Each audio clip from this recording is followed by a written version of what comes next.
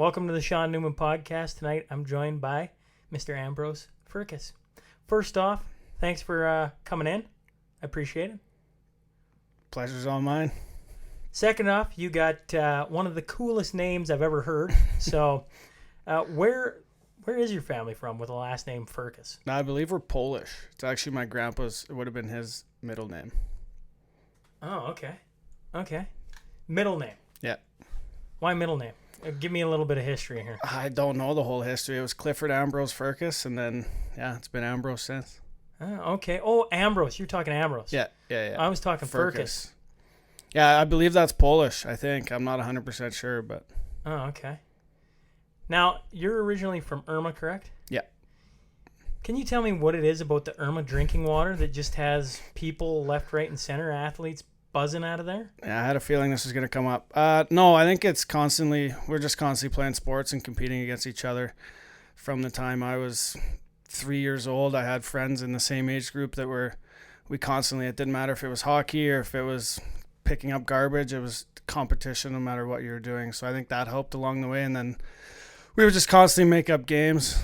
Honestly, I couldn't even count the amount of games that we've just randomly made up that end up being a competition. And then we'll go after school. We would go and play that game again for a week, and then the game would be different the next week, and just constantly the whole time. You remember what one was one of the fun games you made up? We've always played Scrub. I don't know if that's a made up game, but we'd always play on Diamond 1 or 2, and we'd have bases that we'd make out of shoes, and we'd split up into teams. There'd be 7 or 8 of us on each team, and you'd have a mini infield kind of thing you'd play, and then an outfield, and we'd play ball that way if you couldn't get on the diamond or if it was too dark. And I remember one of the best parts was we got lights on Diamond 2, and that was a big scrub game we had. We turned the lights on there and had a big scrub game like the old days. I would say we were 16, 17 still at that time. Like you're constantly messing around back home. It was a blast. You play a little bit of road hockey as well? Yeah. Have you heard any of that stories? No. Oh, I thought the way you were looking. Yeah, we had a huge series of that. Be every day after school we'd go, and same thing. There was 7 or 8 guys on each team, like Logan Gainey from around there, all the Gainies, Ty Gainey, Justin Gainey, Parker Mackay, Carson Soucy, Taylor Shabata, Ty Fisher, Zach Mackay. So it's kind of all the brothers and then the odd ones mixed in, and we'd get together. There's pictures on Facebook still where it'd be soaking rain out there, and we'd all be out there playing till the lights came on in the outdoor rink, which was in town, and we'd play till God knows when. Like it was a blast, honestly. We had series out of 7, and then we'd go best out of 7 out of 7. And it was constant. No one would let the losing happen. Like it got heated. It was fun. God, I miss being a kid and getting to do that kind of stuff, right? Like road hockey was the best. Pond hockey was the best. Yeah. Did you guys have, with your rink, was it just open to go skate, or did you guys have, because I found out, I think it was Huxley on here telling me that in the month of July, you guys put the ice back in Irma, which is mind-boggling for a small town to do. Like, it just seems like there must be a few different things that Irma's doing that allows athletes or just kids in general to be active all the time. Yeah, so they never had the ice in July when we were going up there. That was always kind of, I guess the off season was more off season for us then. It wasn't really huge for all the on ice training and all that kind of stuff. So it was more or less, honestly, the road hockey, that kind of stuff that we would get our reps in. Like that's kind of where it came from there. They just started putting the ice in. It was last summer or the summer before. Like that hasn't always happened. That just started to happen here the last little while. But yeah. I assume it's not happening this summer. No, not this summer. I think Vikings taking over this summer. They're going to try and get theirs in sometime in July. So yeah. You know, for a guy who now makes his living doing training on ice through the summers and the year, what are your thoughts on that? I mean, you talk about the old school mentality of when it's summer, you take your skates off, you throw them in a bag, and you focus on something else, keep the brain healthy and happy to go back to hockey in the fall. You still have that mindset, seeing kids now that you're training, and what's your thoughts? I think there's definitely benefit to it. I think now you're going to fall behind if you're not doing the extra stuff. I think now almost everyone that you would see that's at a higher level is doing all the extra. So I think back in the day that wasn't quite the same, I wouldn't say. I think, like I said, I think you're going to fall behind a little bit now if you don't do it. And I'm not saying that just because that's what I do. I think that's the honest truth. I do still believe that there is time that after playoffs come, you have to put your skates away for a little bit. Otherwise, eventually, anyone's going to get burnt out in my head, I think. Yeah, except for there's that odd kid who can just keep it on 24/7, isn't there? Yeah, I don't understand it. Like, I know even for myself, it's nice to get the skates away for a little bit. This COVID's gotten them a little longer than I would have liked, but it's always nice to have 2 weeks even here or there just to kind of refresh, I guess you'd say. You know, I was talking to Clark MacArthur. His episode came out this week, I guess, and there's a guy that played summer hockey, right? I mean, it's a little different than what goes on now, but you know, as much as the old school mentality was you stayed away, and that's a guy who played, we were talking about before we got on, right? He was a pitcher in fastball and won Westerns, and his mom coached, and he played competitive sports there as well. But when it got to the right time, he was in summer hockey in the cities, and I mean, I remember quite lots of kids going and doing that back in the day. Now it's just, I mean, the access to it is amazing. It's crazy that Irma puts ice in July. To me, that's unreal. Yeah, it goes a lot to tell kind of about the town that people are willing to put the ice in and take it out and take care of it while it's in for that month, just to have some extra guys skating is all it is. Has Irma always been a hotbed for hockey or sports? Yeah, they've always, I don't want to say dominant, but they've always been good, yeah. Yeah, like they were dominant, Even growing up, like they were good then too. I remember going to the rink as a little kid watching the Aces play against the Rustlers, and that was always a heated series. And who won those games? Because you know they're going to be listening right now, putting you on the spot. Aces. You heard it here first, folks. I'll get in trouble for that. Have you ever thought about playing for the Aces? They were bugging me. It would have been 2 years ago or so, it would have been 2 years ago. They were bugging me to come play. They said they'd give me just power play time, that's it. You don't have to go do anything else. I said, no, I'm all right, fellas. Never wanted to go play a little senior? I did, but I've just seen all the liberties that happened, and kind of with the concussion stuff, it didn't make much sense to me. Fair enough, yeah. Like I did. Don't get me wrong, I still want to play, but it's just not worth it now. Goddamn. Senior hockey is a lot of fun, though. Yeah, I believe that. I believe it would be. It might be worth it just to take a couple shifts on the power play, rip a couple home, and drink a couple beers after the Call her a night. That's right. Right? Hang out in the Irma. What do they got for a dressing room, do you know? Yeah, they got 2 rooms for themselves. 2? Yeah, 1 and 2, and then they can lock the one in between so other teams can use room 2. They got stalls. They got a good setup in there. Huh? Yeah. I tell you what, one of the awesome things about senior hockey is going into small towns barns. Like there's, when you play, when you get going up the levels, right? I mean I only ever played junior A and then Division 3, right? And so those cities are a little bigger, but when you go back down to small Saskatchewan, Alberta senior hockey, and you get back in I haven't played in Irma's rink. That's one rink I'm pretty sure growing up I never played in, but really. No, I don't think so, which is kind of funny because I played, relatively close. Yeah. Well, I mean, really close. Yeah. But now you get to go into, Neilburg took a leave of absence, but Kid Scotty and Neilburg, Marwayne, Dewberry, Two Hills.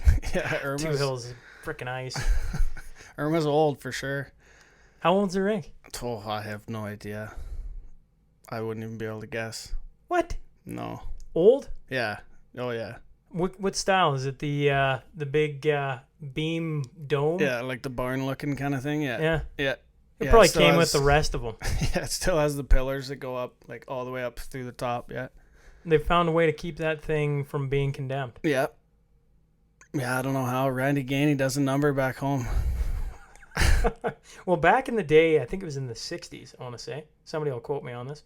The government gave grants to all the small communities to build those style rinks. I mean, that's how Hillmond's got built. So, and if you look at all the old buildings, and everybody's listening to this going, why are we talking about rinks? But when back, I think it was like 1967, 65, somewhere in there, government gave out a big grant to any community that wanted to get a rink going, if you can believe that.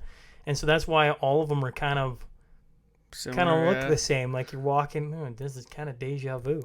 Yeah. Yeah, no, it's been around. I wouldn't even be able to guess, honestly. Well, so you're saying then it's just the group of kids? Is there younger? Well, I mean, your brother's now, how many years younger would he be than you? 8?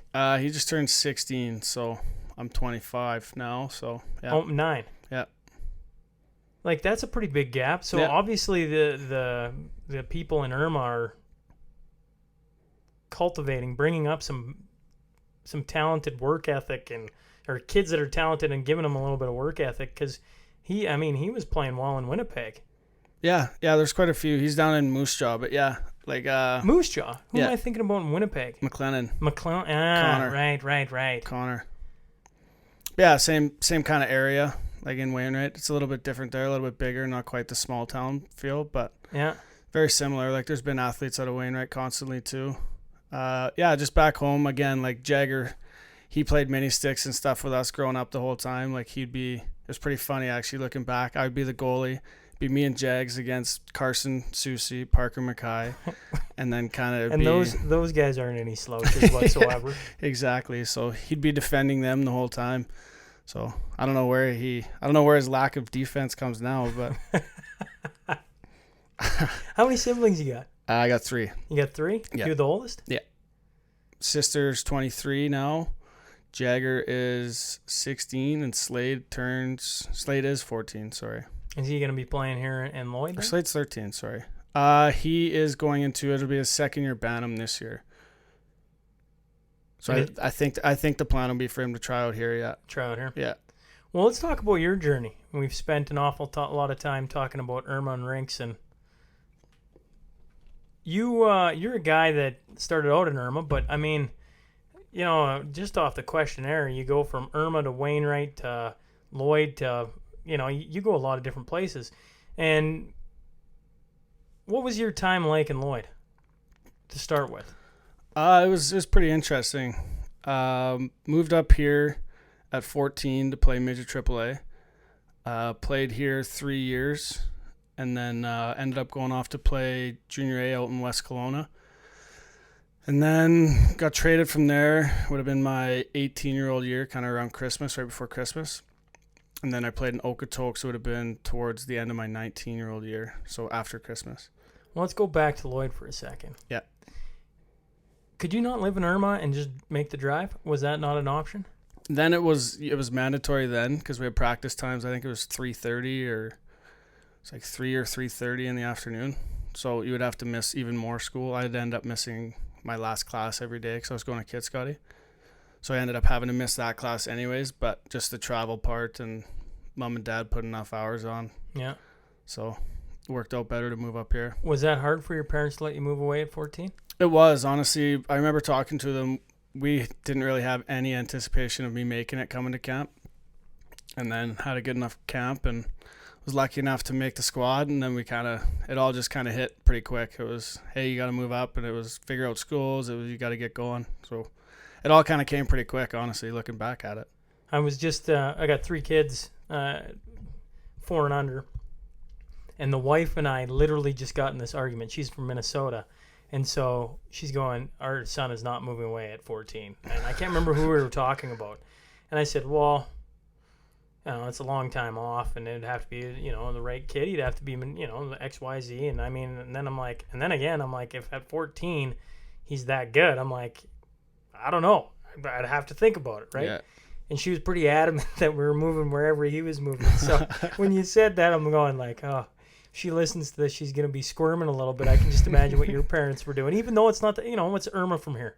Yeah, it's only an hour, just over an hour. Yeah, right? Like hour it's 5. Nice and close enough, but at the same time to make everything else work. Yeah. What was your first billets like? Yeah, so getting into that story, I got a few stories here to tell today, and this will be the first one. So the first billet I lived with, I won't say his name, but I talked to him earlier, so he's all good with me sharing this. It was interesting. It was very interesting. The first billet I lived with, he was a buddy on my team from Bantam that I had met the year before.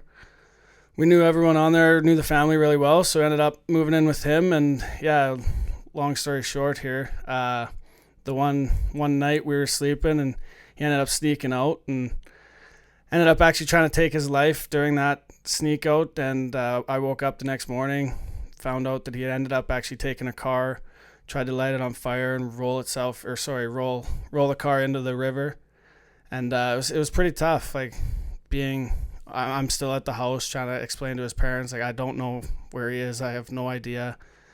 All that stuff. And then his girlfriend at the time had no idea either. So she was kind of freaking out. I'm freaking out. Everyone's freaking out. So tough. It was a tough start for my 14-year-old career for sure. But I think you look back at it, you learn some stuff about it. I talked to him again today, and honestly, it was like nothing had really changed. We just kind of discussed even today when I talked to him about learning from the situation and, hey, just understanding different kind of points, different things to watch for, more or less, actually, is what we talked about today. And I hadn't talked to him in probably 2 years up until today. So, yeah, that was interesting, that one. Did you talk to him about that night then?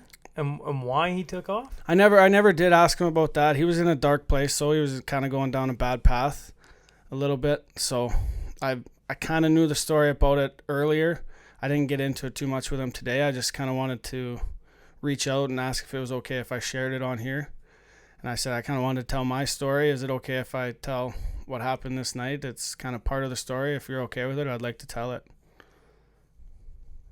Man, that's tough being 14 at somebody else's house and their son. I mean, what happens after that? Do you stay living there?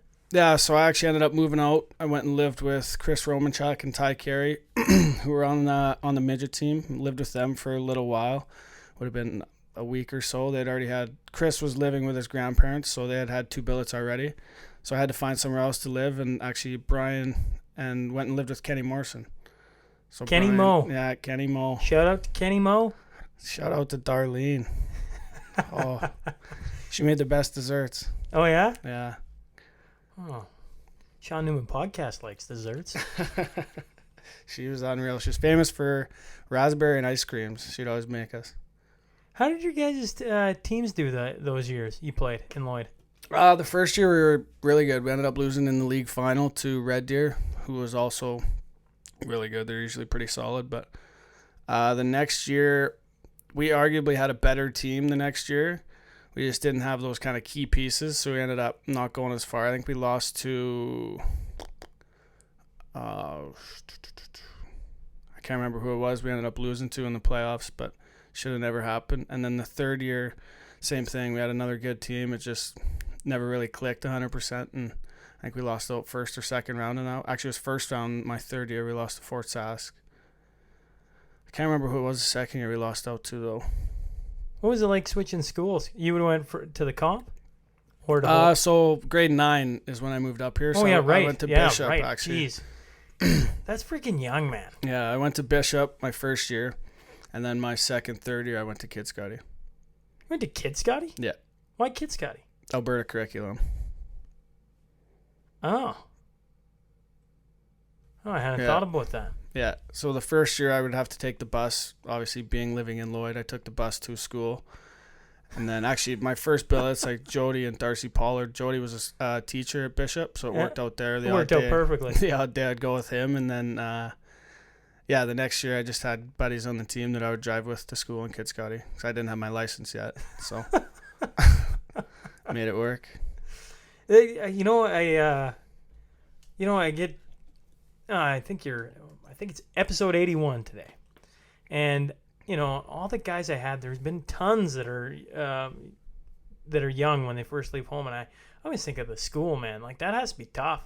You go in, you got new school, new teachers, new everything. You're trying to focus on hockey. But, I mean, it's Bantam. And I know Bantam's a big year, but, man, it feels young. Doesn't it feel young right now? Yeah, like, it was. It was back, really young. It was tough, honestly. Like, there was a few guys. I mean, you're grade 9 playing in midgets, so there's a few guys that were kind of receptive to it. I remember Trevor Ballas, our captain that year, Cam Ballas. It was his younger brother, Yeah. Trevor, that kind of was one of the buddies at school. And then other than that, like, not many guys really liked you around school. So it was hard that way. Definitely to fit in there. Like, I fit in better at the comp than I did in the grade 9 school, which was tough, but you make it work. It's kind of part of it, I guess. I guess. Yeah. That's tough. That's a tough, like, you're learning things as you go. But, Yeah. I mean, geez, in the first, you must have been thinking, like, what have I got myself into in the first, like, year? Yeah, it was a whirlwind. Like I said, kind of coming from Irma, where it's after school, you go play till dark, you mess around with the boys and just kind of be a kid, kind of coming up here to 14, you go to school, you go to practice, you go work out, you come home, repeat. It was quite a wake up. It was quite different. How about Bonnyville? You'd mentioned Bonnyville is your first taste of a higher level and going there for a month. How old were you when you traveled down to Bonnyville for their playoff run? So I turned 15 in December that year, and then it would have been whenever it was, March, April-ish, whenever it was. Did you get in a game or two then? I did, yeah. I went up, and they were playing Fort Mac, and I got in. It would have been game 5 or 6 at home. Went up to Fort Mac, watched that game, and then came back the next night, got in Bonnyville. What was that like? I bet you the barn was rocking up in Bonnyville back then. Yeah, it was good. It was packed. I still remember. What was his name? I can't remember our captain then. Devin Kalinsky was our captain then. And it just so happened that I went to OT that game. I got put out with him. He set me up perfectly back door. The goalie poke checked me. I still remember that. He still haunts me. I should have buried that one. I still remember it. So, Devo, if you end up listening to this, I'm sorry. Should have won that one. We ended up winning the game, which was good, but should have won it sooner. Yeah, absolutely. Why didn't you ever play for Bonnyville then? And they just carted you through midget? Yeah, I was with them throughout the year there, and then kind of, I don't know, just things didn't work out up there. I was talking with Spruce Grove and decided that it was going to be a better fit. Well, Spruce Grove had its claws into your guys' area. Yeah. I mean, everybody, heck, even the Lloyd area, everybody went there. Yeah. Yeah. I mean, I think prior to your season of going there, they'd won back-to-back championships, right? And I think over like a 10-year span, they'd been in the finals, 9 of them or whatever it is. Yeah. Like, it's ridiculous. Pretty storied franchise for sure. Absolutely, yeah. So it was a no-brainer then when they called and said, hey, you want to come to camp? And you're like, yeah. Yeah, pretty well, yeah. It worked out, yeah. You never got taken in the dub draft then, the Bantam draft? No, I never did. Did you, I always ask, the Bantam draft is a funny thing. Like, there's lots of guys who never get taken in it and then go on and play really good hockey. But it seems like as time goes on, it becomes a bigger and bigger thing with social media and everything. Mm-hmm. Do you remember being heartbroken or thinking about it? Did you pay attention to it at all? Yeah, I was paying attention. I had a few guys off our Bantam team go, like Jetlin Houcher, Colton. Do you know Colton Anderson? Yeah, he played with us in Hillmont. Yeah. He went. Lyndon Springer, obviously. Brody Pollard actually got drafted. I think that's it. So there's a few guys off the team, so I was paying attention a little bit that way. I hadn't really talked to many guys before, like many scouts. Talked to a couple, and they just kind of said, yeah, maybe not. Like, we might. Never ended up happening. I remember the day I was a little bit devastated. Like, kind of takes a chunk out of you. But at the end of the day, it wasn't meant to be. Yeah. Did it fire you up at all? It did, yeah. It bugged me quite a bit. Like, right there, I was like, okay, well, I'm going NCAA then. That's easy. Yeah. And then kind of carrying on with the midget career, I ended up getting listed by Victoria, and they wanted me to come up there, and it never really interested me. I was always interested in the school route, so. Victoria, I can't think of their the Royals. The Royals. Yeah. Victoria would have been a nice spot. Yeah, not bad. Not bad at all. I mean, a long ways from home, but geez. I guess you get to West Kelowna. That's a pretty nice spot, too. Yeah, I can't complain there.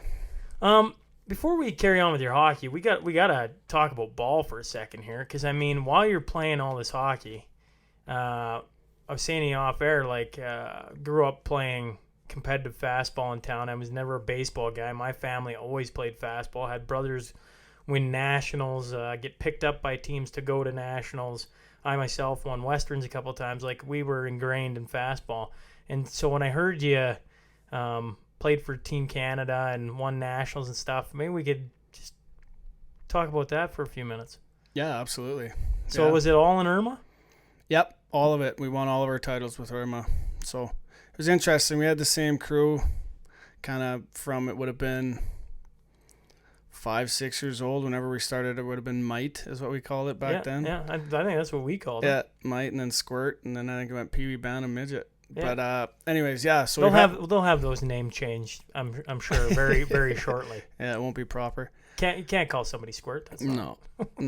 But anyways, yeah, we had the same crew, like a lot of the same guys I've already mentioned earlier that were on all these teams that we played all the way up. And then as hockey kind of got in the way, we lost Parks like Parker Mackay and Carson Susie to that. And then even now to the day, we have off of our teams from even back in Bantam, we would have kind of the core of those Bantam teams, I would say, like the 4 or 5 from our Bantam team that we're still together playing senior now.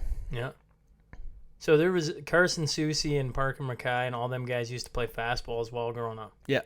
Yeah. And all you guys just used to steamroll every team in the league. What was the league? We never did do a league. Like, we've played in the men's league a little bit. It'd be the past 5 years here or so. You still playing that? Yeah. Who are you playing with? Irma. We still have a team. Yeah. Men's team? Yeah. Do you guys go to nationals and things then? Yeah, we haven't been to nationals the last few years. We went to Worlds tournament, it's called, ISCs. Okay. So we've been there the last 2 or 3 years. Where's now. Worlds at? It kind of goes all over. Like, last year it was in Green Bay. The year before, I can't remember where it was. It was in Ontario. I don't remember the name of the town. But yeah, it rotates all over the place. How did you guys do at Worlds? The first year we went, we won the second division. So how many divisions here? There's 2. Okay. But so you end up A and B? Yeah, pretty well, yeah. So the first year we won ISC 2s.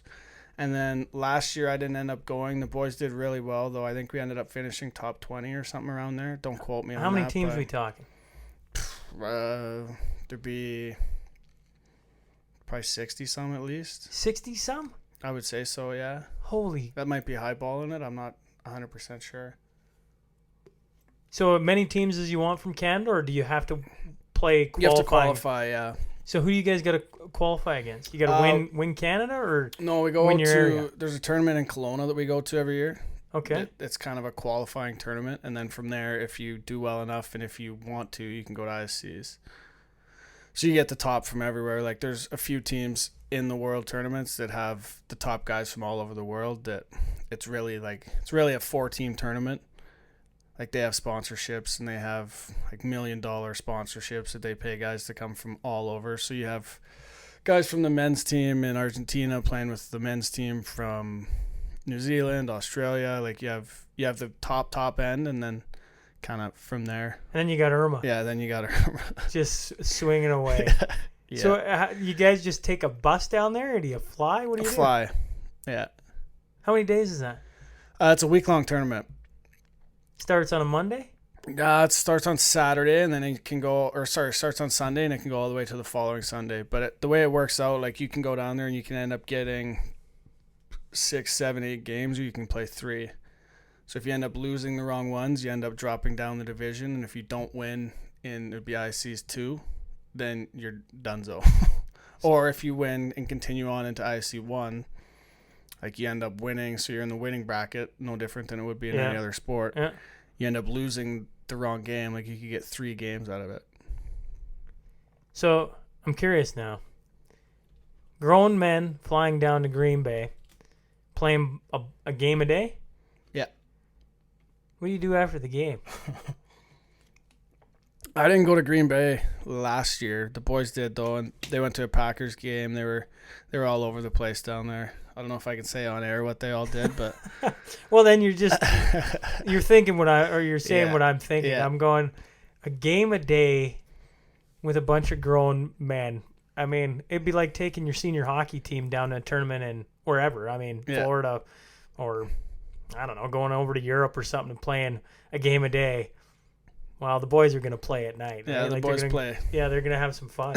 Yeah. No, it's a blast, and that's what we do. Going back to the league thing that we were talking about earlier, there is no real league that we play in. It's all tournaments. Yeah. So like I'd mentioned, we go to Kelowna, we go to Saskatoon. There's one in Calgary. We host one. We've been kind of How many teams? over. You know, now that you're saying that, like growing up, that's the way we were. We played in the men's Yeah. league. I think it was by the time we were peewees for sure. We were playing in the men's league. Yeah. Yeah.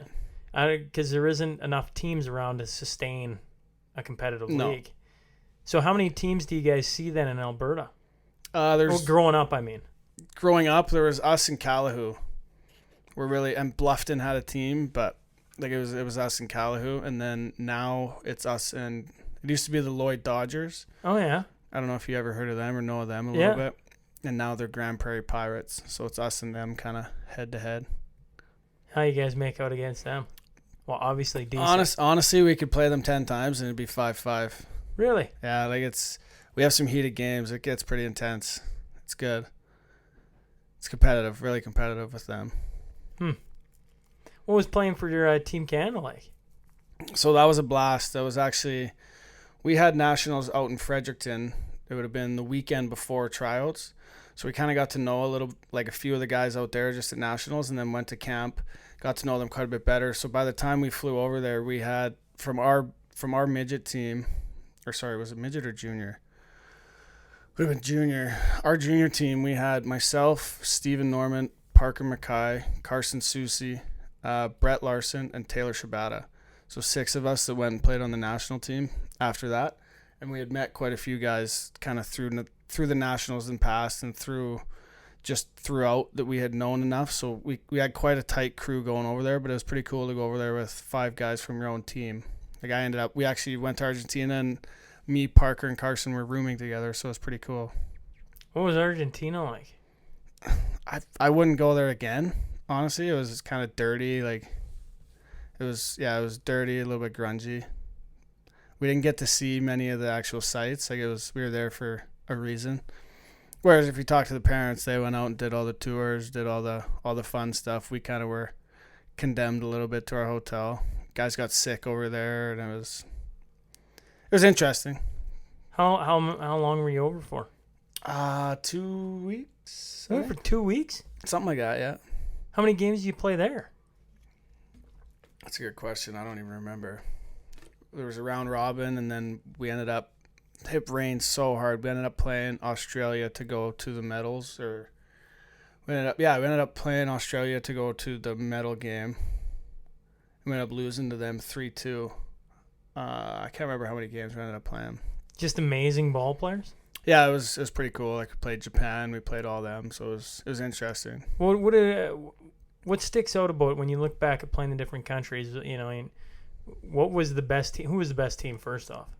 I honestly thought Japan was. And what was it about Japan and fastball? What just set them apart? Just their hands, and everything's so strategized with what they do. Like it's exactly what you see on TV. Like everything they do kind of has a purpose. It's strategy. It just seemed like they were ahead of everyone. Argentina ended up beating them in the final, but I would have taken Japan. So it wasn't that they had like 4 guys who could just absolutely crank the ball. No, not really. It was just their whole team. They're very similar. Like it wasn't one guy you had to watch out for necessarily. I can't remember even the name. I wouldn't be able to pronounce it anyway, but they had one guy that could rope the ball, but other than that, it wasn't overly powerful. It wasn't overly, like I said, it was just strategic. The way they were hitting, like place, their defense, all that stuff was just seems to be miles ahead. Was there a team there that just had like 4 giants that just walked up and Mexico? Mexico? Yeah, Mexico for sure. We played. I got to tell this one too. So Stephen Norman, one of our good buddies, he's pitched with us since it'd be Bantam or so. Probably the furthest home run I've ever seen hit. We're in Argentina, this nice ballpark. I don't know how deep it'd be. Anyways, I'm standing out short. Steve-O throws this flat lifter, and it's this monster Mexican. Like, he's a big dude and swings hard. Like, hard. He gets a hold of this thing. I swear to God it would have went 400 feet. Had to have.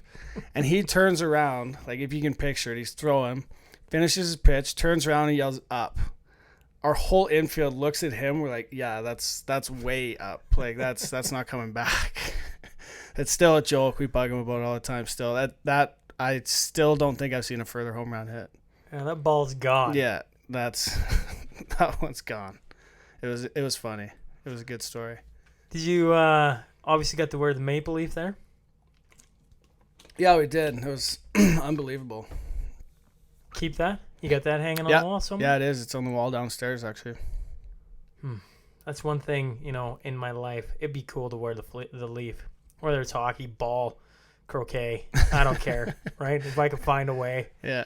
Represent your country. So, like, over the 2 weeks, you're playing all these different countries, but it was business. Like, it was... Do you have country representatives then with you guys? As far as like taking us around kind of thing? You bet. Yeah, we did. I remember we went downtown, kind of, it was later at night. We went downtown to grab a bike kind of as a team just to do a little bit of touring. And we got down there and we got told we had to leave because they're like, you can't be down here right now. We're like, what's going to happen? So we ended up having to get back on the bus and go home. But it was an interesting time. I honestly, the more we talk, the more stories come up that I wouldn't have even thought of off the top of my head. Just kind of bringing back memories, I guess. Yeah, no, it's cool. I mean, no, I shouldn't say this because there's probably a guy I've had on who's played ball who we didn't talk about it, but you're the first guy I think that's played for Team Canada. That's for sure, in ball, that is. Mm-hmm. And that just doesn't happen that often. To go to Argentina, of all places, is an interesting spot too. Yeah, Worlds. I mean, that's pretty cool. It's funny, the Mexicans are the ones that are smashing the ball. Who all were the countries over there? Like, was all the country? Not obviously all the countries, but did you play like 12 games then over a 2-week span? Yeah, we played quite a few. It'd be around that. Yeah, I don't remember exactly. I don't want to be a liar on here. So yeah, it'd be around that though. Was there a team that you're like, oh man, we're going to play the Germans or something? They are going to be good, and then they showed up and you just walked them? Was there any team like that? Not really. Like, not that I can think of off the top of my head. I remember going to play Argentina. That was a fun game. I think we ended up losing 2-1 or 1-0 or something, but just being in their home park, the park was packed.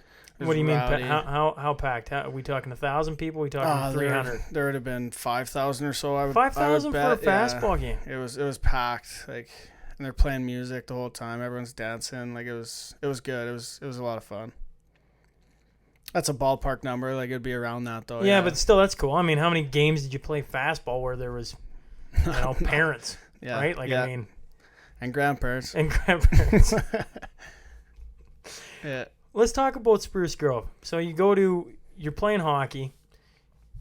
You go to Bonnyville first, and then you come back. Obviously, Spruce Grove's got, they're sucking up every piece of talent from, Irma, Wainwright, that kind of area. Like, everybody seems to go there. Lloyd, for that matter, right? Like, there's a ton of talent that left this area and went that way. What was Spruce Grove like? It was interesting. We got up there. Actually, I went up there with Jetlin Houcher. We had went up there. We had played together for would have been the 2 years together in midget before, and went up there. Kind of were told a few things that we were looking good. Things were going to end up happening, and never did. But no, it was interesting. It's a good franchise. It was a storied franchise, still is, but it was interesting for sure. You end up playing there for part of a season, though, no? Yeah, we started the year there. Can't remember the date. It was October. You can let guys go before October or end of October, somewhere in there. So they ended up letting me and Jetlin go same day. So we ended up coming back to Lloyd and playing midget there. So when does all the shenanigans happen? Like the whole story? Yeah. Yeah. So that actually happened the night before. So we had gotten let go during the day.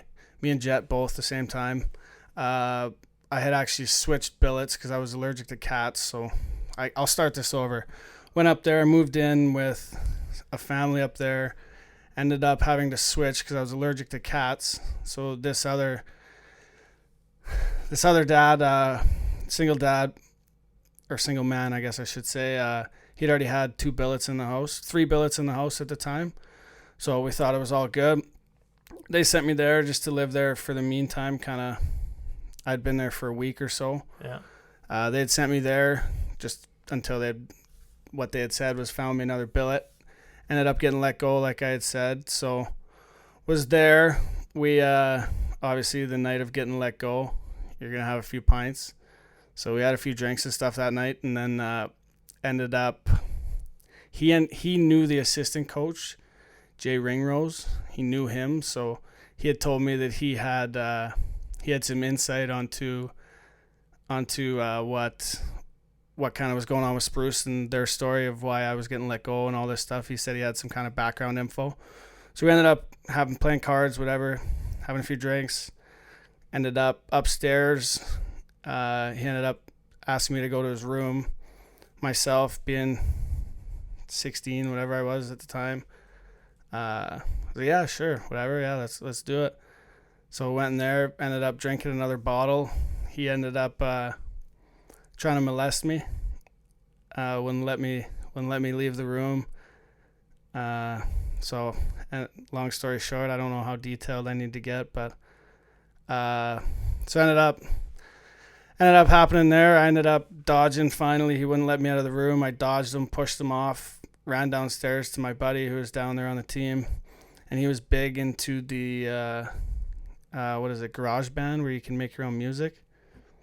So he recorded me that night trying to explain to him what happened, and then kind of from there ended up having to go to court and everything with that. And so yeah, that was interesting, to say the least. So you listened to the recording then, obviously? Yeah, I had to in court, which was it was tough.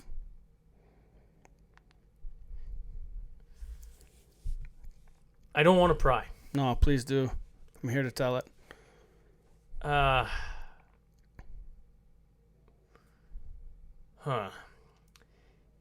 Do you remember the night then?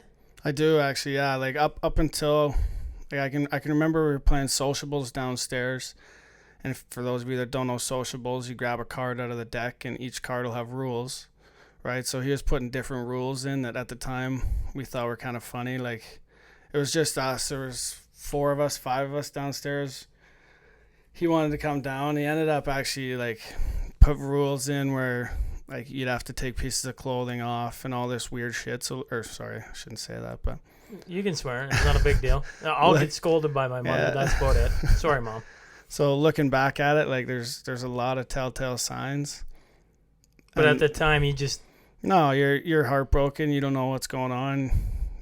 You're having fun. You're trying to relax. So you're trying to, and he knew the weakness. He knew I wanted to crack the squad, and he told me he was buddies with this guy. So he had some insight. So everyone else went to bed, and he's like, "Hey, come up here. We'll have a few more drinks." So ended up going up there. At that time, I was already in my boxers, as everyone else was.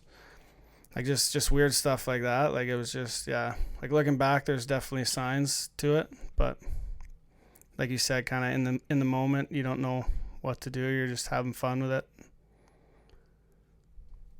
How old is the guy?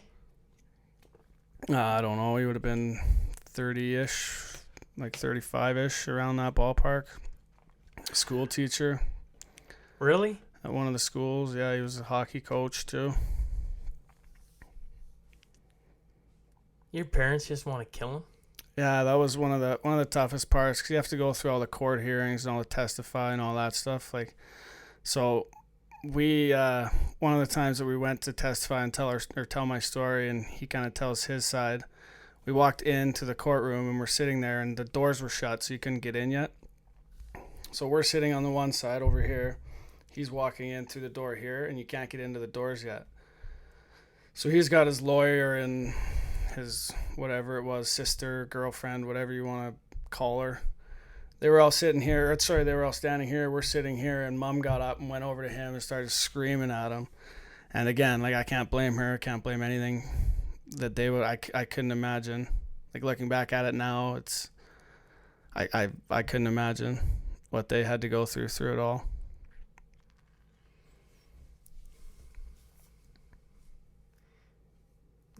How long did it take, like, for it all? Like, you go tell your buddy, you record it. Yeah, downstairs. Yeah. Pass out, or what happens? I actually I didn't even end up going to sleep that night. I went downstairs, told him, we left the house, went for a drive, drove around. We came back, he was asleep.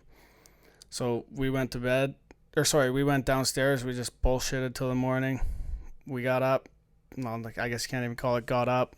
We carried on, I guess, and I ended up just driving home the next day. Now, when you say, I don't know. I apologize if I'm prying.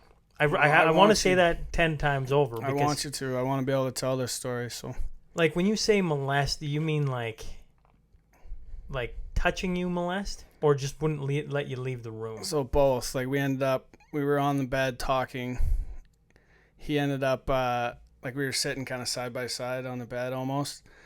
He ended up eventually just out of nowhere, we were bullshitting, and he was kind of talking about how blah, blah, blah, you could do this, they want you to do this, they want you to do this. So it did start off kind of the proper way a little bit, and then out of nowhere he put his hand on my right thigh and looked at me and was like, I don't know how detailed I should go. Whatever you feel comfortable with.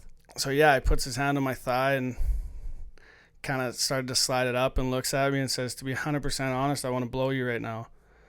So I turned my head and I looked and I just laughed. I was like, yeah, whatever. Like, and then he tried to roll on top of me, put his hand over the underwear, but tried to grab it. So then I kind of clued into what was happening. So I rolled off the edge of the bed, tried to get out and run through the door here to get out. He jumped off his side and he was a big man. Like, he was 5'7", but he would have been around 300 pounds. So he's standing here, I'm standing here trying to get out, and he wouldn't let me out, and he kept trying to kiss me. So I kept turning my head, and finally it just clicked. The one time he tried to kiss, I remember I went under his arms, pushed him into his dresser, opened the door, and ran downstairs. You're 16? I can't remember if I was 16 or 17. I think I was 16 at the time, yeah. When you're on your ride home the next day, when you get home, do you tell your parents? I called them. Immediately I called them, and they were obviously in shock too. They didn't know what to say, what to do, as neither did I. But yeah, I called them, called Jason McKee, who was the coach at the time in Spruce, kind of let him know that, hey, this all went down, and you should probably get the rest of the boys out of the house. And then, yeah, that was kind of the means of telling people. Did any other guy ever come up and say that it happened? Yeah, actually, I can't remember where he was. He used to live out in BC somewhere, and someone said he used to have like weird wrestling matches with him too. So there were some weird stories. And then actually my ex-girlfriend right now, who I was with at the time, she got a hold of me, would have been 3-4 years ago now. Have you ever seen those creep catchers online? Yeah. Like those guys that'll lure people in and then they get their face and all that stuff and kind of expose them. So they caught him doing that to the same thing. It was a young boy that he was trying to meet up with that they ended up walking up to his vehicle and had him on camera, like, hey, Robert, you're looking for this guy, right? And so it's obviously didn't really help with me coming out and telling it, but how hard was it to, like, I mean, I assume to go public with that must have been difficult to let other people know, or was it easy to go to court? And I don't know. That was by far the toughest thing I've done in my life, like hands down. Going through that and getting grilled by his lawyer, all that stuff. Like, it's exactly like you see on TV. Like, you're standing up there, my crown prosecutor would ask me questions, his lawyer would ask me questions. So it was exactly like that. Like, their big thing was they tried to plead that I was gay because I was walking around with my boxers on and all this stuff. So it was that part was, in my eyes, by far the hardest of the whole situation. granted the night that it happened, but yeah, that part of it was very difficult. Yeah. Fuck, man, that's tough. Yeah, but it was the weirdest thing too. It would have been that day that I tweeted back at you and said, "Hey, let's do this." That was the day that I started to search something on Google that was very similar to his last name, and his last name ended up coming up on my Google. So I had read it, and I was just kind of going through it again, and it was almost like you were talking about, almost like a clarity moment earlier. That's exactly what it was. Like, I don't know if my brain shut it out or what, but I was reading it all through again and just rereading some of the stuff that I saw the judge was saying and all that stuff again. It was just almost like a clarity. It was like, holy, wow. Like, I don't even remember that stuff being said. And what stuff are you... Just the way the judge was saying. She had mentioned that being a 16-year-old hockey player, she would have thought that it would have been aggression. Like, he would have needed dental work if this actually happened and all this stuff. So just rereading that and I guess bringing it all back up to, in a way, kind of close it off, if that makes sense. Have you ever talked to like a professional about it? Yeah, I did, big time. When I was here in midget, so the year I came back here, like in Lloyd. So this happened before, because it was October. Right. Came back here. And then you get let go and you come back to play your last year in midget. Your grade 12 year. Would have been my 11. Grade 11 year. Yeah. So yeah, then dealing with that, yeah, I did talk to a professional about it for quite a while. Holy shit.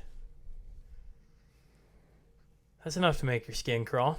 Yeah, I'm just now kind of coming to terms with being able to talk about it a little bit more. So, well, I appreciate you sharing it. I greatly appreciate you having me on here. I'm ready to kind of tell the story, and hopefully it's not too vulgar. But I don't know. I think, being a parent now, one of the things you worry about is your kid's safety. And when I joked earlier about you being 14 and moving away from Irma to Lloyd, there's a reason why parents get nervous about their young kids going out and being under other people's houses. Not that the houses you stayed in beforehand at that age were bad houses, just that you're under different people's, you can't see what's going on at all times, and you have to trust your children and the people that are going to be looking over your children or have the best in mind for them or the best interests for them. And I was saying to you earlier, like the Lane family that I stayed with, shout out to the Lanes, they were like a second family. They were unreal to me. Like, yeah. I just, guardian angel watching over you, what have you. They put you in the right spot, and you get 3 years of the best family life that you can imagine, right? Like, it was awesome. So to hear, what you went through at such a young age, man, like that's tough. Like, your two stories now are... Like, that's enough. Your parents must have had hesitations the rest of the time letting you go anywhere. Yeah, they did. And kind of a shout out to the next billet family, I guess it would be. It was Amanda and Ferg Powell here in Lloydminster. They were unbelievable. They're family friends, so we knew them going in. So that kind of made things a little bit easier. But definitely coming back that year was a challenge, I guess would be the easiest way to put it. But actually, I was going to quit hockey, to be completely honest. I just had so much going on inside my head that not many people really knew about. Yeah. So I was at a point where I was making some dumb decisions as a hockey player. Ended up sneaking out the one night, went to a party in Vermilion with a buddy on the team. We ended up getting caught. Coach sent us home for the weekend. So that was kind of my turning point. I was like, you know what? Like, I'm just causing more harm right now than I am good, honestly. So I was at home for the weekend. I was ready to I need some time off. Ended up talking with my coach and my best friend, Parker Mackay.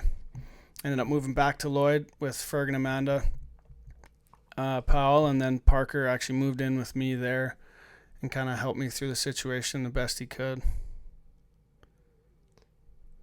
Did the guy get charged? Yeah, he did. Pretty minimal, but he got 45 days. Another part that kind of bugs me, he got 45 days in jail and then a 2-year probation or something along those lines. Like, it was very minor. Slap on the wrist. Exactly. So that part really bugs me. I think that part will bug me forever, honestly. But again, where were we? I lost my train. No, just dealing with it and you wanting to quit hockey and then sneaking out. Yeah. So ended up, we were at that point where I was done with it. Like I need to take care of myself a little bit here, I think. And then ended up talking with them, moved back up here, ended up kind of carrying on. And that was the rest of that year. My brain wasn't really there. And then the following year I went out to West Kelowna to start my junior career. Went out there, and again it took me, because the court hadn't finished yet, like it was a year or so till we actually got the sentencing and all that stuff, so it was all never really left that whole time, I guess, if that makes sense. Like it was all in my brain. So I was out there for the first half of the year plus, and again brain wasn't really where it should have been looking back. Like it's hard to say or hard to picture, but definitely wasn't where it needed to be. I don't know. I don't think so. I'm going. So that happens. You come back, and then you're not living with your family. You're living with another family, right?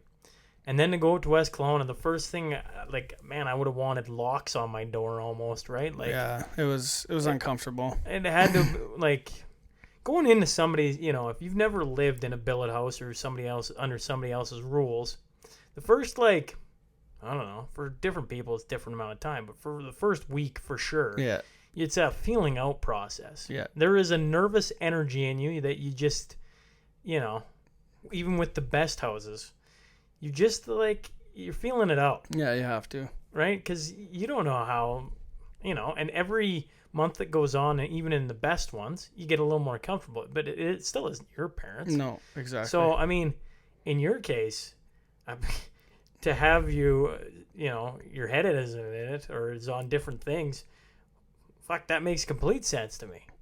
Yeah, and then, like, my billet mom out in Kelowna, she's the same way that you were talking about the lanes earlier, like, unbelievable. Like, one of the best cooks, like, best ladies, works her ass off to provide for everyone. Like, it was incredible. She'll be at our wedding too, like, same situation. Like, yeah.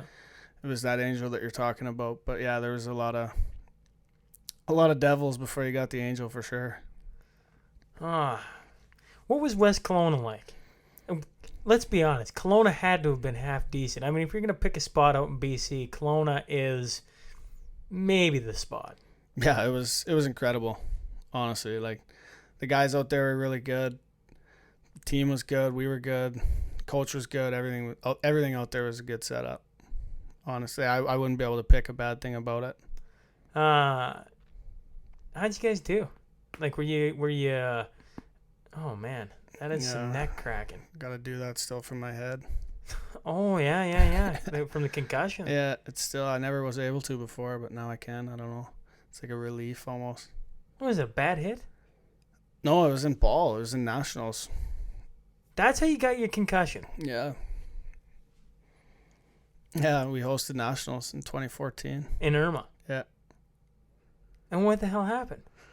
I was in the dugout, actually. So picture this, any of the ball players, right-handed batter, we're on the third base side. Yeah. We're in the dugout. He gets a change-up thrown to him. He twisted hard enough on it that it came and hit me in the side of the head. So I was talking to my buddy here, and I couldn't really see. Like, I was leaning this way to be able to try and see. And out of nowhere, this thing came and hit me up. I got turned enough that it hit me in the back right side of the head, but then I fell and hit my left side of the head on the cement in the dugout. Oh, man. So that was the start of that. Wasn't able to play my 20-year-old year in Okotoks. Have you been, like, is it still buggy then? Yeah. Like, it's not as much headaches now as it is just dealing with a lot of the, again, to go into some more stuff, dealing with the anxiety and all the stuff that it's kind of brought on. How so? Just the uncertainty of things, I think, is where it kind of all started. Like, after hockey stopped, I didn't know what I was going to do. So just the constant second guessing, the everything with that, I think, is kind of a lot of where that came from, honestly. Can I let you in on a secret? Yeah. None of us know what we want to do. After you finish hockey, I'm Yeah. sure every hockey player is gone. Exact same story. I don't know what I want to do. It's a helpless feeling. You've done it for. I mean, when did you start playing hockey? How old were you? I would have been 3. Yeah, I was. I think 2.5 when the skates went on, Mm-hmm. and I ended at 26, so I was a year older than. Well, I mean, and then I played senior, but I mean, I ended pro hockey at 26, and then you come home and you're supposed to just. Oh, now you're supposed to go pick a career, and away you go. What do I do? Oh, that's brutal. Yeah, exactly. So I think that's where a lot of it came from, and then just I'll be completely honest. Like it was depressing. Like I was in depression for a little bit, dealing with because I had a scholarship that I wasn't able to go on. Where did you have a scholarship to? Alaska. Ah, So I wasn't able to play my 20-year-old year or take that scholarship in Alaska. So dealing with all that was a lot on top of the head too. So just I don't know if it was just my brain would never shut off and it never really allowed itself to heal with trying to think of all that stuff, or I don't know, honestly. so you still play competitive ball though? Yeah. So you can run, you can be dancing around, you can dive for balls, but you can't take body contact in hockey? Yeah, Is so that even with playing ball, like if I dive or something like that, like in a situation, if I bounce my head enough, like I'll see stars still. Like I think it's to the point where it's a little bit mush. So anything like diving or anything trying to get up again how's your memory? kind of takes me a little bit. Not very good. Like long-term memory's okay, or long-term memory sucks, or just all memory? Long term's not very good. Like there'll be stories where guys will be talking about the old days or whatever it might be, and I'll yeah, you bet. Yeah, that was fun. Like I don't remember a lot of it. Like I'll remember certain things, but not everything. Like I said even earlier when we were talking about Argentina, like just even talking about it, I guess brings up different things that I would have never been able to kind of put together before. Huh. Man, that is unfortunate. A ball Yeah. smacked down the. I know exact. Like, I hated being in the, because that's all it is one change up. The guy swings for the fence and twists on it. Yeah. That sucks. Yeah, it was pretty unfortunate. Going from West Kelowna, when you were playing, what was the BC? You play in the BCHL, and then you come back to the AJ. What did you think of the two different leagues? I thought BC, like they're both unbelievable. Obviously, I thought BC was a little bit softer then. Like it was more skilled. I would have said. Yeah. Not that the AJ wasn't or isn't, but it was more of it'd be like a Euro League almost in my print. Like you know what I mean there. Like it's. I do. That's still funny though. You got that kind of that skills, I guess you'd say, and then you come back here and it's kind of more farm boy mentality a little bit. A little more meat and potatoes here. Yeah, that's a good way to put it. Yeah. What was you enjoyed the Okotoks then? Why? Actually, before I get to that, did you ask for a trade out of Kelowna, or were they looking to move you out of Kelowna? They were looking to move me. Yeah. A lot of the same. Like I said, my brain was never in the right spot there the whole time. Like I enjoyed it. I enjoyed every minute of it. I don't think that I truly was my hockey player self after all of that Robert stuff. I don't think, like looking back, like I don't know. I think it hindered me a little bit that way. I don't know if I was just never able to get my mind off of it or what the case was, but shook you to the core. Yeah, I guess it did, yeah. And I tried to hide it long enough that maybe if I hid it long enough, it would go away. It never was really the case. Looking back, don't get me wrong, there was flashes where I felt good, and then it would be very inconsistent, and I was never able to control it. I don't know if that makes sense. Like there'd be games where I was really good, and then there'd be games where it's just mediocre kind of thing in my eyes. So I don't know if that was it, or I don't know if I'll ever put a finger on it completely, but that would be a guess anyway.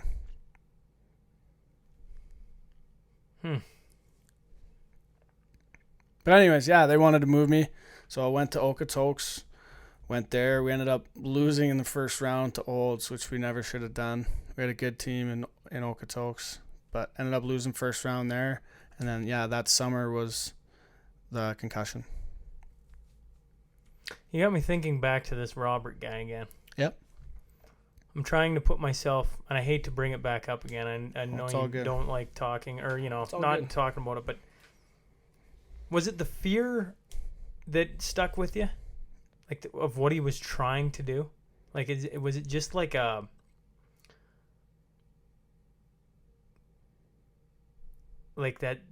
sense of like an older man trying to like control, and just like the helpless feeling of like, how did I get myself into this?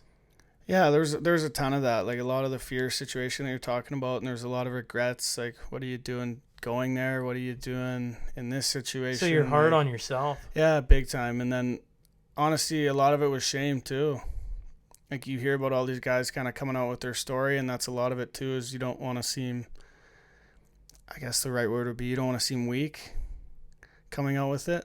But I don't think you sound weak coming out with it. And that's kind of where it tricks you in your own brain. Is it's Yeah, like the inner. you want to be this macho guy. You want to be this hockey player, right? So to be able to show those vulnerabilities it's tough, and I think it still is. Even talking to you about it, I'm sure you can hear the shakiness in my voice a little bit. Like it's hard to do.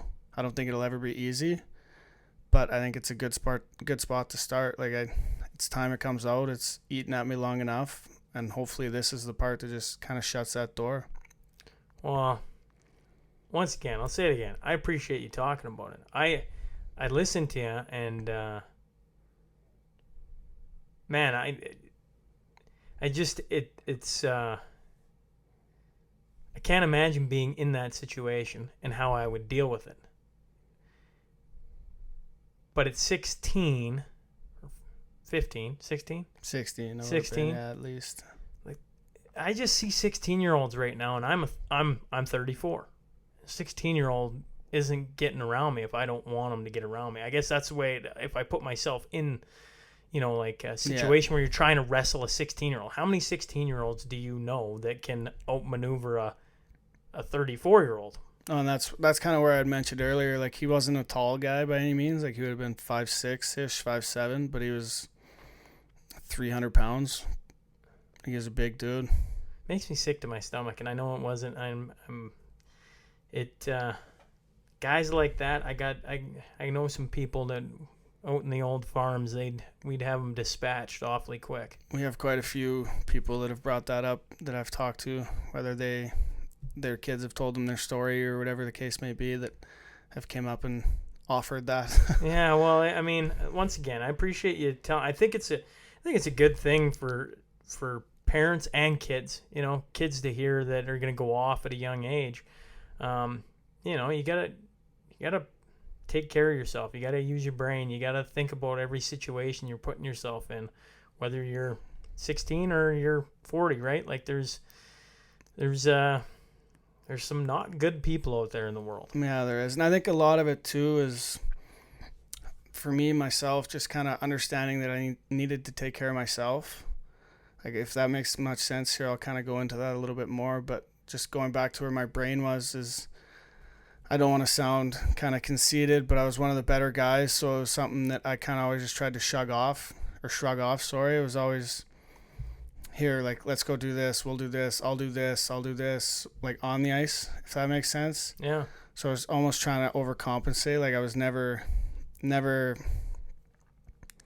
don't know the word I'm looking for, never really happy with myself throughout that all. Just the situations that I put myself in, all that. So I try not to beat myself up over it, but like even talking about it now, it's still the situations like, why, what are you doing kind of thing. So I think that's where a lot of it comes from. Like I constantly try to put on a face for everyone, if that makes sense. Yeah. Like throughout the team, my coaches, everyone, it was always put on a face. Like, you're here to do a job. Let's do the job. Then when you go home, then you can start to think about it again. So I never really, really took care of myself, if that makes sense. Yeah, it does. So I think now it's just to the point where dealing with that, the story at the start, dealing with the Robert stuff, dealing with the concussion, I think it's time that I've finally realized, and just growing up, that it's time to take care of me a little bit. Well, I think what you're talking about is bang on. I mean, you got to take care of yourself. Because if you aren't taking care of yourself, then other people around you feel that. And you can affect all the other people around you. Well, especially now coaching, right? Like now I'm in the spot where I have to try and take care of 20. How are you enjoying the coaching? I'm loving it, honestly. Love it. Found a new respect for the coaches that I had in the past, for sure. So I never really truly realized as a player how much goes in behind the scenes. As a player, you show up, you do your job, you watch video, you understand what you're trying to do, you go on the ice, you do it. Whereas the coaches are the ones kind of making all the game plans up, making all the adjustments, all that stuff. You never really thought of that as a player. I never did. So being on the other side now, it's a whole new respect. It's like, holy. Did you coach this past year then? Pardon me? Did you coach this past year? Yeah. With the Bantam AAA team. With Tap? Yeah, with Tapper. And you'd mentioned Tap was your best coach. What was it about Tap that, even now you're working with him? What's it about Kyle Tap? He brings out the best. Like it just, he's one of the guys that you won't want to hear it, but you need to. I don't know a better way to put that, honestly. He's not there to be your friend, or he wasn't there to be your friend. He was there to make you better. And I think that's kind of what's breeding into the IHD side. Not there to be your friend. We're here to make you better. He looks at the world and the game a different way. And that's a lot of fun to coach with, too. Now, when I listen to him talk about breaking down a game and how it's fascinating. Yeah, it is. I'm not pumping your tires, Tap. I know you're listening to this. It's probably a shitting grin on his face. Makes for some long nights, for sure. How about your dad? You'd mentioned one of the biggest influence on you was your old man. That's your words, not mine. Yeah. What was it about your dad? I think it's just his composure with everything. I think that's kind of where I've gotten it from. I've actually had quite a few parents ask me, like, you never get worked up? Like, what's that about? And I kind of took that from him. He coached me growing up and coached me playing ball and everything. So I think the composure side of it from him, he's never too worked up. In sports, he never is. With other things, it's a different story. But just that side of it, the composure, the way of being able to step back and look at things versus reacting. I think that's where a lot of mistakes end up being made, is a lot of people react. They don't process it. So I think taking that from him, and I've had quite a few conversations with him. Like, we still talk on the phone weekly just about whatever it might be. And just being able to take that step back and kind of look at the situation before just reacting and here's what I'm saying, and then be like, oh, I shouldn't have said that. Like, I'm actually thinking this. So I think that part of it helps me a lot with the coaching, and then even with the IHD side. And then obviously I'm with the fire department here in Lloyd too, so that part helps. Yeah. The volunteer or like you're a firefighter? Firefighter, yeah, like paid on call. And then you have 24-hour shifts. I actually have one tomorrow. Really? Yeah. So you go to school for that then? They actually do all the training in-house here in town. So I started that. It'd be a year and a half ago now. What do you think of that? I love it. Honestly, it's a blast. Like, you get that same team feel that I got when I played. Yeah. With all the guys in the department. So I love that part of it. And then obviously being able to help out as much as I can. But I think that helps with that too, is just being able to step back and look at the situation versus let's jump in here. Firefighting. Jeez. I mean, do you ever get, like, when was the last call you had? Do you guys even get, is it that busy? I think it would have been last year. I think they said we had around 600 calls. 600 calls? Yeah. Or be around that, yeah. So it was... that's busy enough. Not as busy as you would think. Like, towns like, obviously, Edmonton, like certain stations, like, they'll have a ridiculous number. But, so it kind of varies. Like, the way it'll work is you'll have a 24-hour shift. So you're there. So for me, tomorrow, example, like, I start at 7, and then I get off 7 on Saturday morning. Yeah. So I've had shifts where I've had no calls. I've had shifts where I've had 5. So it kind of varies based on the day. So what's next for you then? Are you leaning towards becoming a full-time firefighter or a full-time coach, or just doing what you're doing? See, I'm loving what I'm doing right now. I honestly, I don't know 100%. Like you had mentioned earlier, I don't know if you ever do. But I'm enjoying with where I'm at right now with both things, and then the skill development side as well. So I'm kind of an open book with that, I guess. I wanna talk quickly or longly. What the heck am I talking about quickly? I do nothing quick on this. You mentioned your most memorable lesson. There's a big difference between wanting to win and willing to win. Who taught you that? I just where'd read you that. learn that? I read that when I was about 14. Okay. Back then. And again, I don't know why it never really set in then, but just getting older now, I think that's a meaningful saying. It's pretty powerful. Playing with guys and now coaching guys, like you can see right through it. I think it's pretty easy to see. Everyone wants to win. Not many are willing to. And those players are special. Absolutely. Those ones are hard to find. Seems like the rest of it, you're always working towards that. Because everyone wants to. I don't know many people that don't want to. Yeah, I would agree. I also don't know many people willing to. Like you watch that Last Dance right now, for Oh, example. man. Did you want to talk some happy thoughts? Let's put some happy thoughts here. He was a jerk. Yeah, but But he fucking pushed amazing. everyone. Yeah, absolutely. Like God, that was... It's the exact same quote. Like to me, that's exactly it. And when he tears up in, like, what was that, episode like 6 or 7, and he's talking about that, Yeah, I'm on the edge of my couch watching that. Me and the wife were. It's And the unreal. wife and I, every Monday night when it come out, sit there and Unreal. like, if I'm not selling this show for you right now, like, you need to get your bean checked, because I mean, like, it is fantastic. It's incredible. And See what he's done. you know, I was young. Well, I was born in '86, so by the time they won their last championship, I guess I was 12. But back then we had 2 and 4, or whatever, right? Like, we weren't watching the Bulls win everything. No. So going back through that and like seeing some of the stories that came out, and Steve Kerr, and Yeah, holy crap, and it's unreal. it's an unbelievable story. It's unbelievable television. Yeah, it is. How hard he pushes guys. Like it's incredible. And that quote makes me think of that, honestly.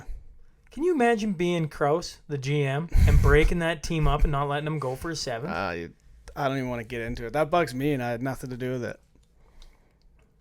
I love Jordan as he's watching the owner say, you know, I gave the coach the option, and no, he said he wouldn't come back, and he's just like, Get out this of here. outta here. Yeah, Get this outta here. I don't have time. Yeah, no, I've loved that. It's been unreal to watch. 6 championships in 8 years. And in the 8 years, the 2 they didn't win, a year and a half of it, he took off to go play Yeah. baseball. And came back, and they almost still won. And they almost still won. And he ran out of gas because he wasn't training. Yeah, he trained himself to be a ball player. How about NHL? They're talking about bringing a 24 team playoff. What do you think of that? I have no idea. There's so many interesting things going on right now with what they might do and what they could do. It's a what if game, right? Yeah, What if absolutely. this happens? Absolutely. Yeah, I don't know. Honestly, it's. Are you hard gonna to- watch? Are you gonna Absolutely. be? Are you gonna be just like? Absolutely. What happens if they don't allow scrums? What happens if the coaches have face shields on? Would it be considered hockey still? I don't know. I heard I've heard reports they're gonna make the players all wear bubbles, which I mean I don't know if that's really gonna change much, You're but still gonna get it out there if you have it. I would say so, right? I don't know. Yeah, I was telling I you on the don't way know. over here. I think they should do.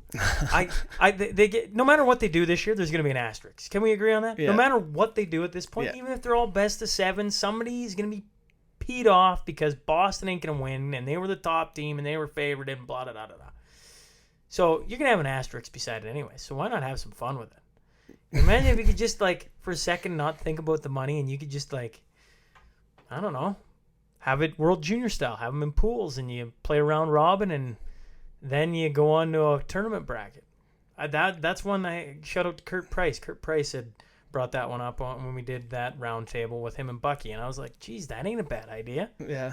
Or just have a March Madness bracket, winner take all each game. Everybody's like, well, I mean, right now 5 versus 12 would be Edmonton versus Chicago, right? They're saying, well, Chicago wasn't going to make the playoffs. They win one game, and they're moving on. And I'm like, yeah, that's right. Like, Like the March Madness. Like the March Madness. Like you There'll don't be show upsets. up. Like it'd be freaking awesome. That would be interesting. No fans in the stands. It's gonna be weird.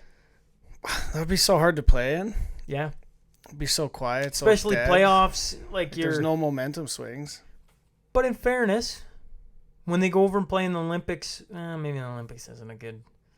But there's got to be games over in the Olympics and World Juniors and stuff like that. Where it's a little bit dead. There's nobody in the stand. I mean, there's not no one in the stands. Yeah. There's gonna be no one in the stands. So I mean, like, there, a lot of the game is momentum swings. Like, what do you do? I don't know. It'd be Maybe interesting. the Oilers could actually win it this year. McDavid just lights it up every game. There's nobody cheering. Nobody. No. They can't go into the tough. They can't go into Chicago's madhouse and have to deal with that, right? There's none of that. That's true. That's true. Yeah, I don't know. There's a ton of scenarios. All of them would be fun. Let's just get the game back somehow. I'd take an Edmonton Stanley Cup with an asterisk beside it. That's all I'm saying. I'm sure any Oiler fan would. Who are you? Are you an Oiler fan? I'm a Chicago guy. What? Yeah. Oh, friends off. I've been a Kane fan since I was young. Huh. Wow. Okay. Okay. Well, if we meet 5 versus 12, if that goes through, we're putting a little sideway bet on this. I'm all in. I for the listeners who don't know, you're going to be coaching this year, hopefully, with the season, with Tap and Lyndon Springer. And I figured with Lyndon being on and Tap being on, I couldn't very well have you guys in on a round table and let them banter at you about, not having me on. So at some point, we're going to have all three on the coaching staff of the midgets this year. How's that going? The U18s. The U18s, right? I can't. Right, that's not politically correct. What's going on that front? Like, are you guys getting any direction? Whether you're gonna have a season with fans, are parents gonna be allowed in, or kids gonna be allowed? Are kids gonna be allowed to move and billet? Is there anything? I honestly haven't heard a bunch. Like, we've been trying to do some recruiting stuff. We actually started before all this COVID even started to happen, so we kind of got ahead of it a little bit there, and then now it's more or less reaching out to guys and making sure that we're kind of still in their plans whenever that may be. Like, whether that's Christmas, whether that's regular time, whether that's the New Year. Honestly, I have no clue. I've heard a bunch of different ramblings where, like, you're not going to allow fans till after Christmas, or you're not going to... I've heard ramblings of teams of 12, like 3-on-3 style, so right now, it's all kind of hearsay. I don't know. Can you imagine? I mean, who are we kidding? Most games in minor hockey, it's not like you got packed buildings. But can you imagine the parents not being able to come in and watch? Oh, what do you do? Just drop them off and leave? Maybe some parents would like that. Who knows? Maybe some kids would like that. That too, right? Like, no more crazy dad or mom leaning over the wall just screaming them out. Might be ideal for kids. Yeah, we were talking about it on the way over here. If the NHL can survive on no fans and whatever else, but I was saying, in the smallest sense, in senior hockey, like, I know most games you don't have a ton of fans. It's not like you're going to a regular season game and you get a crap ton of fans. That's not the way senior hockey works in small towns. But in the playoffs, that's where you make some money. At least you earn back some money. Like, you think of allowing no fans into arenas. The NHL will pull it off because of the TV deals and whatever else, sponsorship. The AHL, maybe, that'll start because to get they're tough. subsidized by the NHL. But after that, like the ECHL, not a chance. No. The WHL, I don't know how they do it with no fans. I think they rely a lot on their fan support too, tickets and all that. So everything's gonna have tough. to get changed if they do that. I mean, yeah. Oh my goodness, we could go down a rabbit hole Seriously. on that one for a long time. Yeah. Like I said, there's a ton of speculations of what's gonna happen. I have no idea what actually will, but it'll be interesting to see. God, I hope you guys get to play because it'd be the coaching staff that's been assembled there is just fun in itself. it'll be a good crew. Well, let's move on to the Crude Master Final Five. 5 questions, long or short as you want to go. And shout out to Heath and Tracy McDonald, sponsors of the podcast.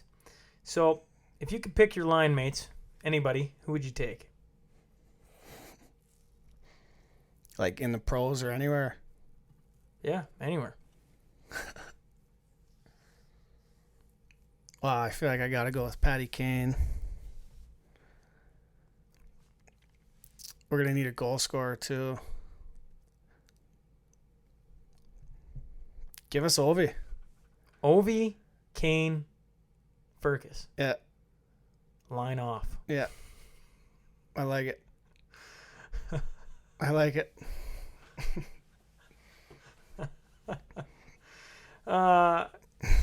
Man, I'll say this about Kane.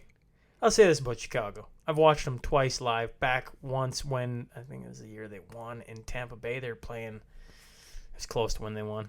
Back when Tampa Bay had St. Louis and LeCavalier and Kane was young and Stamkos was young and Taves was young and all them guys scored in that game. And St. Louis got the winner in the shootout, which was a beautiful one. But Kane is fun to watch. His hands are so fast. Yeah, he's nasty. Like, his vision, I love it. We took the wife to a game. You know, this is how bad the Oilers were. took the wife, who has probably in her life watched, can count them on two hands, 10 hockey games. Like, I mean, and in the NHL, she's probably watched 3 hockey games. So I take her, but she's a sports girl. Volleyball, very competitive. Shout out to my wife if she is listening to this, because she is a very talented athlete and by all accounts a better athlete than me. But I take her to an Oiler game and they're playing the Blackhawks, and the first period the Oilers absolutely dominate the crap out of them. I mean, like, it should have probably been 3-0, but it's not. It's 1-0, and then the second period Chicago changes it up, and for the next 2 periods they're up 3-1. It is the boringest game of hockey. The Oilers can't get it out of their zone. My wife looks over me and goes, why do they keep doing the same play? Chicago knows exactly what they're doing. And I'm like, my wife, who has watched 3 hockey games in her entire life, can figure this out. The Oilers can't figure this out. I don't get it. That is the Oilers. But Patty Kane that night scored the OT winner because the Oilers somehow managed to come back and tie it up. And he made the Oilers look foolish. And he is fun to watch every time. Yeah. As much as McDavid on the ice is fun to watch, Patty Kane's one of those guys that you wish was Canadian so that he could slide on the Canadian Olympic team. And every time he's got the puck, something's happening. Oh, yeah. So gifted. Yeah. If you could have a coffee or a beverage with one person, who would you take? Oof. Anyone. Current, past.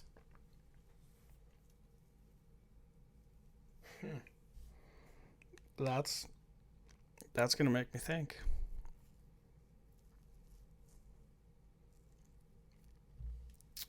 My grandpa, actually. Going way off the ropes here. Okay. Yeah, it'd be him. Now that I'm older, I was always around him when I was younger.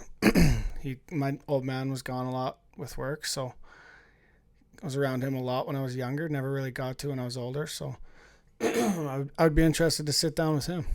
Is he still alive? No. Passed away? Yeah, he's been gone for a while now. But that would probably be the one. Not a celebrity or anything by any means, but that would be the one guy I would. You know, one of the funnest things I get to do on this, doing this podcast, I've got to interview some guys. Well, Cy Campbell just comes flying to mind, but Shep's another one from in town here. Just an older generation with their own stories and their own life lessons. And I always, at 34, you're going to think of me when I say this. Every decade goes by, and you look at the decade previous, and you go, man, I thought I had it figured out back then. I didn't have anything figured out. No. And you think at 90 or 85 or 70, do you look back at 50 and go, I thought I had it figured, but I don't. And then, you can just kind of see the rabbit hole go back down to when you're 20, and you're like, man. And so talking to the older, I think it's a good one. Yeah, I'd be interested. As fun as talking to, I don't know. I always bring up Joe Rogan because I think he'd be a fantastic guy to. He's talked to amazing people. He's got a very interesting story. Going back, and we in the Newman family, we talk about my grandmother. She was the matriarch of the Newman family. She was an exceptional woman in the Hillmont community, and really wish she would have written a book or something, right? So you could read back through her thought process. Yeah, absolutely. So, no, I think that's super cool. What did your grandfather do? Was he a farmer? I don't even remember, honestly. I know when I was younger, we helped out on the farm a little bit around home, but yeah. During this COVID-19 lockdown, what's been your hobby? What have you been doing? I know I drove by or walked by you with the kids screaming at you while you're cleaning eaves troughs, but I'm assuming you're not doing that every day. No, that wasn't my idea.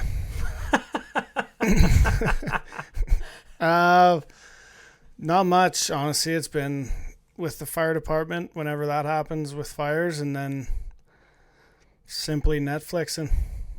What's been your Netflix other than The Last Dance? Other than The Last Dance. The latest one would be Outer Banks, I think, that I've been watching. Outer Banks? Yeah. Haven't heard of it. It's okay. It's more of a pass-by kind of show. Like, you can watch it to pass some time. Yeah. Got it on the background for some noise. You can have a nap if you need to, but you can watch if you want to. Have you watched Ozark? Yeah, that's unreal, too. Don't spoil it for me. We're halfway through the third season. It's good. It's really good, too. Right now is a tough time to find something on Netflix that I haven't seen, honestly. Fair. Doing a lot of that, and then like I said, get some it. kids and download Disney Plus, and you can relive every Disney show. I've watched Frozen. I know every song. If you want to see something funny, folks, come over and watch me sing every song with the kids, because it's just like you just know the words now. It's easy. You might as well just sing along and have a good or try and have a good time. If the borders opened up tomorrow, where are you going? If you didn't have to work, you could just head anywhere. Where would you want to go? Oof.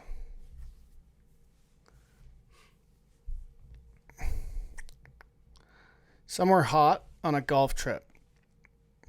I don't know where exactly hot, but somewhere hot on a golf trip. Go down to Florida, commandeer Start Clark there. MacArthur to get him in on the golf game with Michael Jordan. That's what you should do. Let's go. I'm in. Yeah. I'm in. You might lose your house to him, but other than that. I'm not going to bet him much, but it'd be fun to do. Yeah. No, I don't know where I'd go. It'd be somewhere hot with a golf trip, though. You been out golfing yet? Just twice. Oh, yeah, right. Because we were going to do it there last week, and you went golfing. Well, how was it? It was okay. With all the restrictions, or maybe, Yeah, it was okay. Trying out some new irons. Looking at getting a new set, so trying to hit the 7 in shots where 7 shouldn't be hit, but it was okay. Just okay. Wasn't great, wasn't terrible. Was it at least nice to be out on the course? Yeah, it was unbelievable. Just to get out of the house, honestly, right now. Yeah, no kidding. But no, it was good. Okay, the last one I got for you is about your fiance, because I have learned that I never ask people about their wives or significant others. So the last one is, how did you meet? Because if she's listened this long, she's going, I didn't even get a shout out. Well, here we go. How did you meet your fiance? We actually met summer games. Summer games? Yeah, she was on the Zone 7 fastball team. I was on the Zone 7 male team. So we met then, and actually... You sly dog, you. Yeah, a bus trip down there. I knew a few girls on the team that were playing with her, so I kind of got the in from them, and then the rest is history. Who did she play for? With fastball? Yeah. She's kind of played all over. With that, like for the summer games, she was Zone 7. Where's she from? McLaughlin. McLaughlin. You know where that is? Yeah. Yeah. No kidding. Okay. Yeah. Did you guys win summer games? Yeah. Oh, so when I was spouting off earlier here before we started, I'm like, yeah, well, I won this and I won that. You've won all that and some. They got silver though, so I'll make sure she remembers that. A dig. No, I do owe her quite a bit. She's been there through all this stuff too, all the stories that I've kind of told you about. So she's been, for lack of a better term, the rock. So. And you guys getting married next summer? Yeah, July. Oh, well, it'd be exciting. And where are you going? It'll be good. It's here actually. It'll be at the, what's the? Rolling Greens? No, what's the big building by the Civic? I can't remember Exhibition Grounds? Yeah. All right. Yeah. Well, Stockade. That's the word I'm looking for. Oh, you're looking for. Told you. There's the concussion coming back. Well, I don't have a concussion. I still can't think of Stockade. It's a Stockade. Yeah. That's where the ceremony is going to be. Well, shout out to, what's your fiance's name? Alyssa. Well, shout out to you, Alyssa. You're, well, I've been harassed by a lot of guys who come on and I never bring up their significant others, and I'm trying to be better about that. So I really appreciate you hopping on, telling me your story. I think it's I tell you what, it was very interesting to hear about. At times, very difficult to hear about, but I think that's what's good to share those stories for people to hear and let people know what's going on, out in the hockey world, let alone the rest of the world. So I appreciate you coming on and sitting down with me. I've thoroughly enjoyed this. Yeah, no, thank you very much for having me. I appreciate it. It's kind of a platform for me to get the story out, and now being around town, don't be shy. Come up and ask. I think it's time. So if you guys want to know any more, feel free. I'm not shy about it. Don't look at it any different. Just come up and talk. I'm more than willing to discuss whatever you need to discuss. Or if you have issues, feel free. I've been through it, or if I haven't, I'll find someone that has for you. So I'm here for whatever you need. Well, I really appreciate you hopping on, and best of luck. Hopefully you guys get back to hockey and the season starts and you can get rolling again. Yeah, I appreciate it a bunch. Thanks, Sean. Hey, folks, thanks again for joining us today. If you just stumbled on the show and like what you hear, please click subscribe. Remember, every Monday and Wednesday, a new guest will be sitting down to share their story. The Sean Newman Podcast is available for free on Apple, Spotify, YouTube, and wherever else you find your podcast fix. Until next time.